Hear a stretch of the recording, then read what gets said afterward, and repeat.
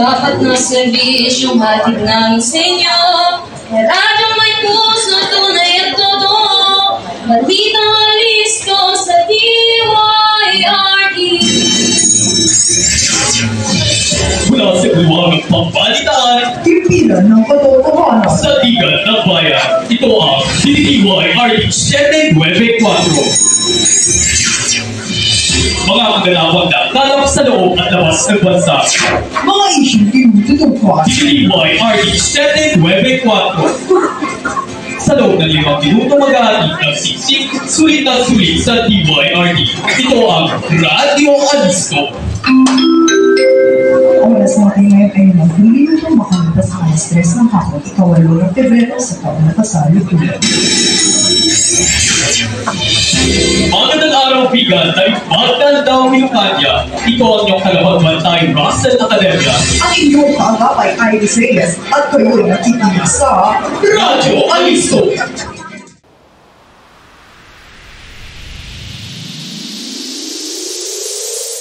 Para sa ating programa ngayon sa Radyo Alisto, ito ang Balaygi Itiyak Tutubo, programa para sa kabataan at para sa kalikasan. Inimbitahan natin ang isang panauhing tagapagsalita, isang kapwang Ilocano na kasalukuyan nagtatrabaho sa Climate Change Commission bilang Development Officer 2, isang former student leader, campus journalist, at may advokasya para sa pangangalaga ng ating kalikasan. Mga ka-Ilocania, sabay-sabay nating tanggapin si Mr. Ethan John Peruna.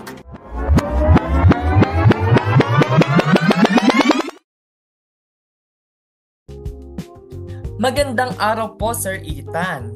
Mari po ba ninyong ipakilala ang inyong sarili at inyong tungkulin sa Climate Change Commission para sa ating tagapakinig?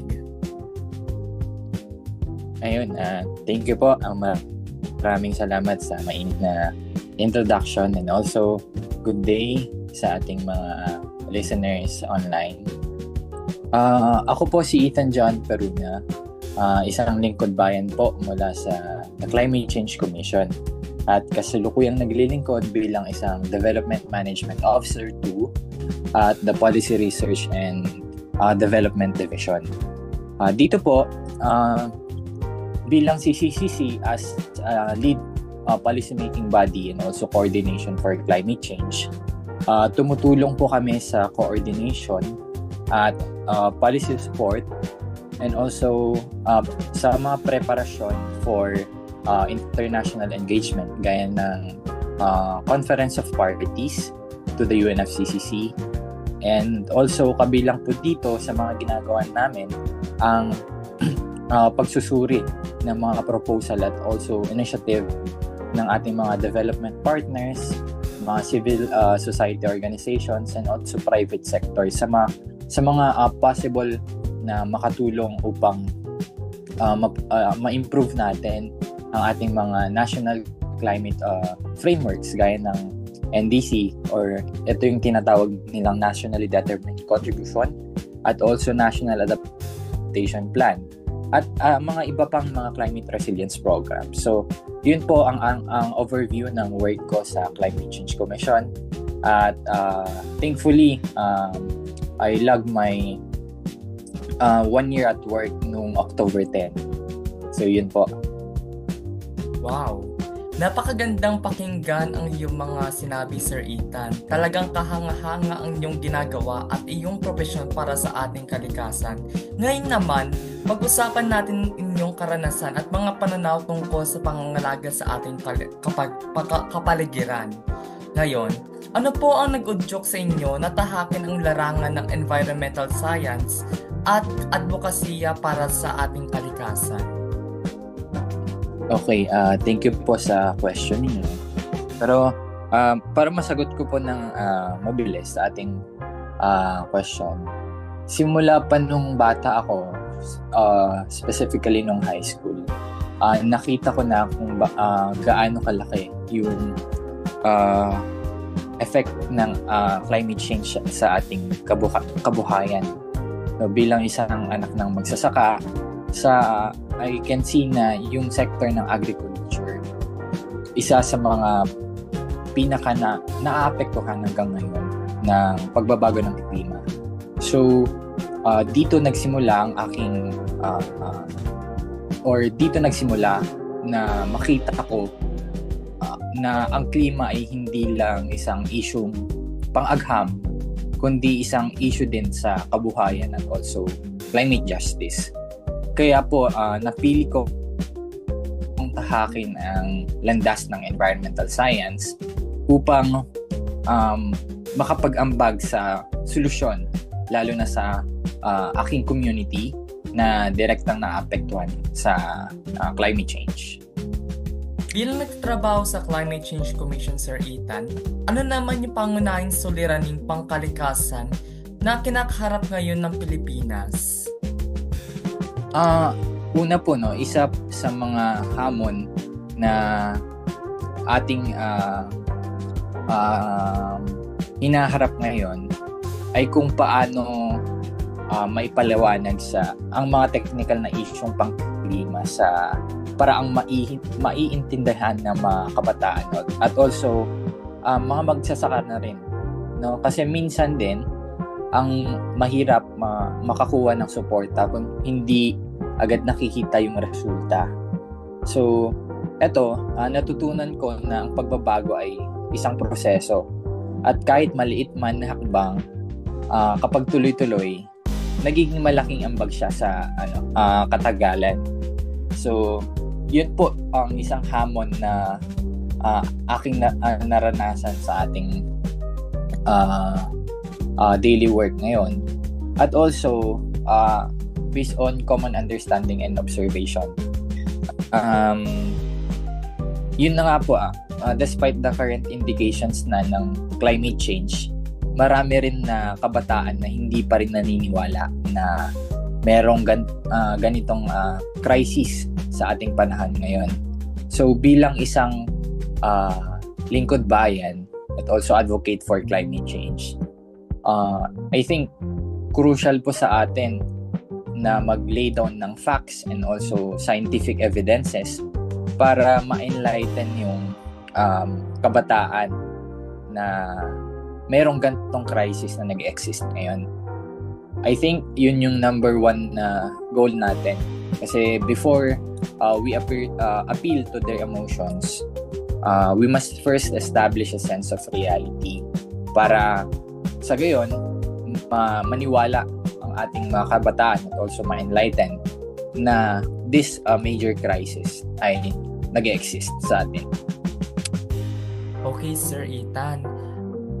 Bilang isang development communication student, naintindihan ko ang iyong mga karanasan since nararanasan din namin at napag-aaralan namin sa aming mga subjects ang pagtaguyod ng mga pangmaterials na komunikasyon para maintindihan ng ating publiko at may padala natin sa naintindihan na pamamaraan. Dahil ang komunikasyon ay hindi lamang pakikipag-usap, pero dapat meron rin tayong common understanding with each other.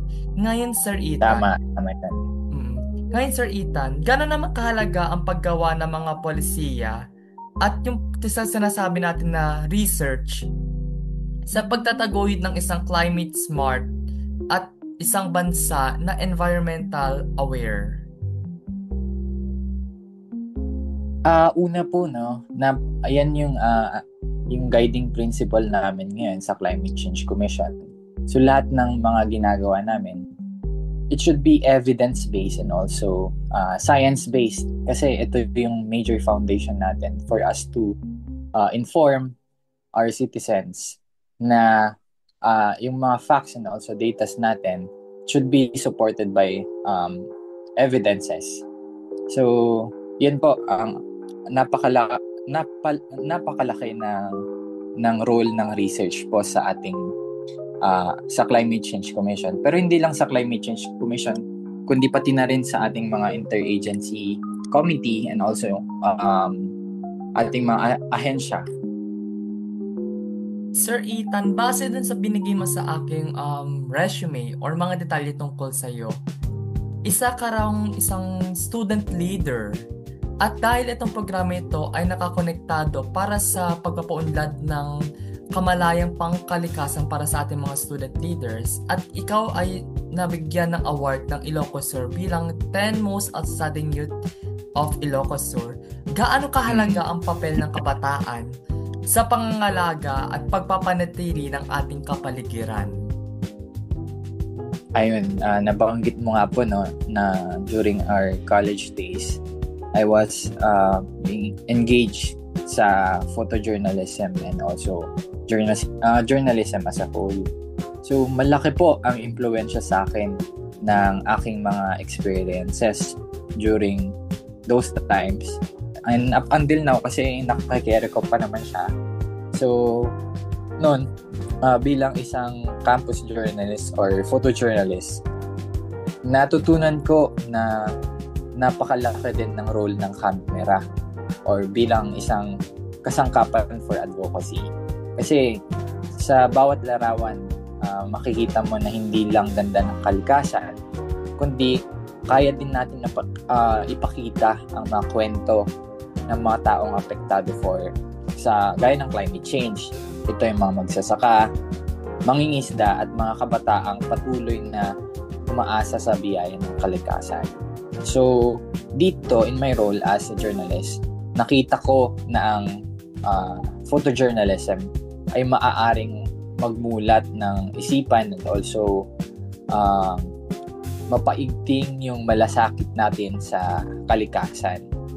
At noon, as mentioned din earlier, bilang isang student leader din noon, natutunan kong gawin na ang concrete actions ng mga kwentong iyon, makikipag-collaborate sa iba't ibang organization at yung paghihikayat natin sa kapwa na kabataan ng maging bahagi ng solusyon. So, dito, as combination din sa pagiging student leader and campus journalist, pinagsama ko ang power ng image and also action. So, yun ang naging foundation ng aking advocacy na ngayon, I think it's very helpful din na nakapasok ako sa Climate Change Commission upang iparinig ang boses ng ating mga community at upang maging sentro sila ng ating solusyon sa klima. Yan po. Bilang isang Ilocano, Sir Ethan, napaka-proud natin, especially may mga organisasyon dito sa ating probinsya na nagtataguyod ng pangkamalayang pangkalikasan sa mga kabataan. Alam niyo po ba yung Ilocos Sur Environmental Enthusiast at Project Blue? Dito po sa ating probinsya kasi, ang gaganda kasi ng mga proyekto nila na kung saan they partner themselves with government agencies and even do projects on a long-term and short-term basis, sir. So, as a fellow Ilocano rin, sir, proud rin na nakikita natin yung mga organization na katulad ng mga ganun. Oo, tama. Kasi dito makikita natin yung integration ng sinasabi ng ating president ngayon na yung mga programs natin, it should be whole of nation approach. So dapat ma-establish natin or ma-establish natin yung link between the government and also the different sectors ng ating lipunan. So tama na nakikipag-collaborate or makikita natin yung collaboration between the government and also the organizations kasi there's no better climate future if may gap between the government and also the sectors on the ground. So tama, should be the government should be collaborating and also the organizations as well.